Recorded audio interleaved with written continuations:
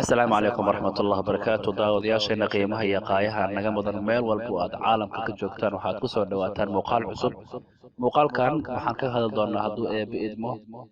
qaabka loo adeegsado wax loo yaqaano taskbar halka uu ku yaalo iyo howlaha badan ee uu qabto kombiyuutarka fadlan haddii ay tahay marka ugu horreyso aad soo booqato janaalka hanweyn media waxaan ka codsanaynaa inaad subscribe noo saarto muuqaalkana aad like iyo commenti aad ka bixiso oona sii sheergaarayso asxaabta kale ee u baahan barashada cilmiga kombiyuutarka mahadsanid السلام عليكم ورحمة الله وبركاته داودياشينا قيمها iyo qaayaha mudan mar kale ku soo dhawaada muuqaalkeena muuqaalka wax ka doona sida hore u soo maqasheen barnaamijka bilowgiisa taskbarka qaabka u shaqeeyo taskbarka markasta waxa yiraahdaa qaybtan hoose ee salka hoose ee kombiyuutarka dilinta mudan ay marsan tahay halkan waxa inta badan ka soo muuqda applicationada qofka uu ku shaqeynayo u daaran sida tusaale hadda kan oo kale anigu idaaran yahay kan uu idaaran yahay foldaradan imika way furayeen kuwaas waa dhamaan howlaha lagu yaqaano taskbarka inay ka soo muuqdaan barnaamijyada ku daaran sidoo kale halkan waxaad ka heli kartaa barnaamijyada inta badan aad isticmaasho si hadhow macna marka aad raadinaysid ay ku fududaadaan raadintooda insha Allah waxyaabo badan ayaan ka baran doonaa taskbarka waxa kamid ah halkan qaabka loo soo dhigo barnaamijyada waa hab iska fudud waxaad u baahan tahay haddii aad rabto inaad soo dhigto mid kamid ah barnaamijyada taskbarka barnaamijkaas dul istaag kadibna waxaad doorataa muuska dhanka midig kadibna waxaad ka sii doorataa wax loo yaqaano pinto taskbar okay iminka maxaa dhacay waad aragtaa muuqaalkii wax ka soo muuqday salka hoose ee kombiyuutarka gaar ahaan wuxuu si toos u aad qaybta taskbarka dib waad u celin kartaa muuqaalka dul istaag ku dhafa dhanka midig kadibna waxaad dhahdaa unpin from taskbar sidoo kale waxyaabaha muhiimka ah ee taskbar aad ka heli karto waxaa kamid ah inaad ballaarin karto masaaxadda taskbarka uu ku fadhiyo haddii aad u baahan tahay inaad ballaariso kaliya waxaad sameysaa waxaad ka qaadaysaa logga sidee halkan taskbarka imaaw meel kamid ah ebera ku dhufo muuska dhanka midig waxaad ka doorataa halka ay ku qoran tahay logda taskbar halkaas tigta ka qaad kadibna waxaad ku laabataa taskbarkaagii kadibna fallaarta kore waxay cadeynaysaa hadba jihada u jeedi karto kadibna kor u jeed hadba inta aad doonto gaarsii dibna waad soo celi kartaa marka hadii aad rabto in aan taskbarka laga qaadin halkiisana waxaad dib ugu xiri kartaa log kadibna waxaad ku dhufanaysaa qorantahay logda taskbar sidoo kale waxyaabaha taskbarka laga heli karo waxaa kamid ah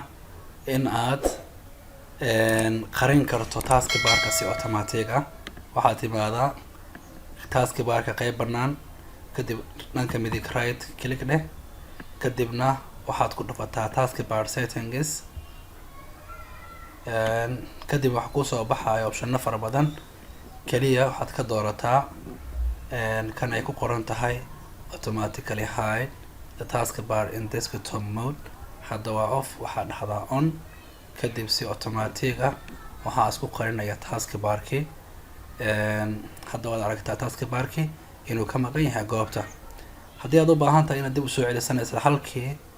on tag halka aad ka dhigto onna waxaad dib u celisaa off sidoo kale waxyaabaha muhiimka ah waxaa kamid ah in taskbarka locationka imika uu yaalo bottomka ama salka hoose ah aad ka bedeli karto isla markaana aad geyn karto midig bidix iyo kor midii aad doonto bal iminka aan baroobayno aan ku dhufto bottom halkan tixi kadib waxaad ka doorataa top halka sare ayuu tagayaa waad aragtaa haddii aan doorto dhanka rightna waxa uu wareegayaa dhanka midig marka aad lefti dooratana wuxuu u wareegayaa dhanka bidix halkaana waxaa laga bedelaa jihada uu kasoo muuqanayo taskbarka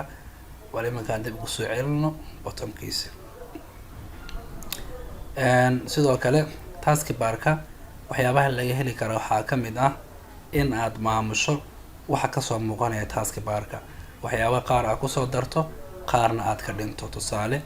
marka aad hal maato meel banaan oo taskbarka ka tirsan dhanka midig click kadibna qaybahan mid ka mid ah bal fiiri aan ka bilaabno toolbarska haddii aan ku dhufto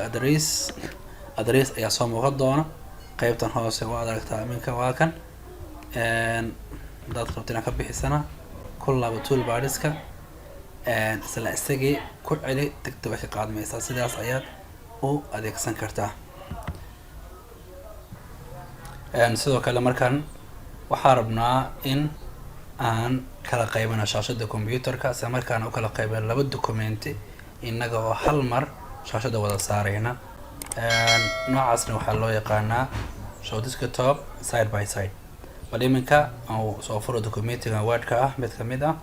waa kan mid kalena halkan ayuu saaran yahay marka waxaan leeyahay halkan waxay imaataa taskbarka kadibna waxaad ku dhufataa dhanka midig waxaad raadisaa show windows side by side kaas ku dhufo kadibna waxaad soo daartaa ama soo kicisaa documentigii labaad isna waa kan okay wal hadda waxaad sameysaa labada documenti way isdhinac yaalaan marka mid ka mid ah qaad oo dhanka kala geey iminkan aan qaado halkaas aan geeyo kii kalena waad aragtaa inuu dhinac yaallo kanna cabirkiisa xoogaa wax ka bedel ilaa hoos geysay xoogaa iskula ekaadaan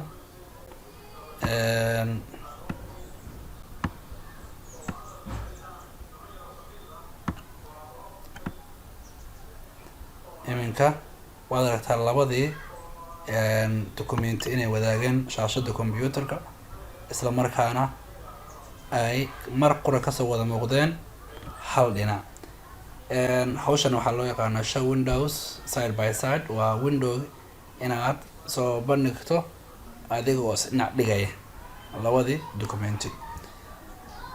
halkaan kusoo gabagabeynaa barnaamijkeena waxaan rajeynayaa inaad ka faa'iidaysateen insha allah sidoo kale waxaan idinka codsanayaa in aad muuqaalkan aad like saartaan comment ka bixisaan una sii sheegaleysaan asxaabta kale jecel barashada cilmiga computerka sidoo kalena janaalkeena soo booqataan mar kasta subscribe-na aad nagu caawisaan inta ay kusoo gabeynayaan gabi ahaan muuqaalkeena maanta waxaan idinku dhaafayaa sidaa iyo nabadgelyo wasalaamu calaykum waraxmatullaahi wabarakaatuh